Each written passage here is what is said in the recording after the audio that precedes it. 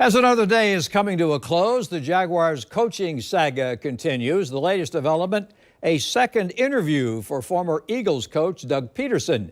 To get some perspective, News4Jax reporter Scott Johnson spoke with a former sports agent and is joining us with what he's learned about this lengthy search. Scott? Well, Tom, the wheel of coaching just continues here as we see all these names pop up. And let me get to that guy you just mentioned right there, Doug Peterson. He was a name that came back to us last night about 24 hours ago. Right next to him, Byron Leftwich. Is he still the guy the team is going with? We don't know now, but one thing I do know in talking with a former sports agent, the agents behind the scenes are running a lot of this, like the negotiations and the news leaks to the media.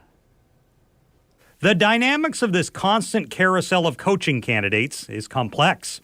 I sat down with John Phillips, a well-known local attorney and former sports agent. Phillips says agents are likely involved in all the discussions, and there are very few. Some may represent more than one candidate, and the amount of interviews may be used as leverage to get the real man the team wants on the job. The agents are kind of the mastermind. Jimmy Sexton's well known for pitting teams against each other, and he knows the whole time what his guy will accept. I asked Phillips about Tampa offensive coordinator Byron Leftwich, who reportedly wants general manager Trent Baalke out and to bring in his own GM, Adrian Wilson. Phillips says that would mean the Jags need to negotiate 2 contracts, which could be a reason this is being delayed, and we keep hearing more names pop up, like former Eagles coach Doug Peterson getting a second interview. Someone close to the team or the coach, really close, has leaked it. Now, you don't see Shad Khan going out and creating, rumors, but oftentimes agents do. Oftentimes managers do, friends do, and sometimes it's to generate more interest. Sometimes it's just true.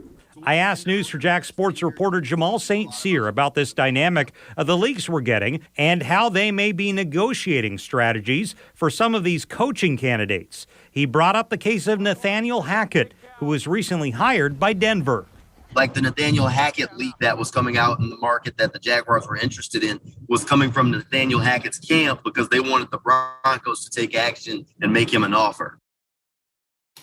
So I want to talk about a couple names here. Byron Leftwich, of course, we're talking about. And a name I just added to the wheel today, that would be Tom Brady. He's obviously not a coaching contender, but his retirement, does it affect Byron Leftwich's decision on what to do next? Was he waiting to hear what Tom would do? That's something that no one really knows the answer to, but some are wondering about the Brady retirement and whether or not it's affecting Leftwich's decision to move on. Tom, back to you.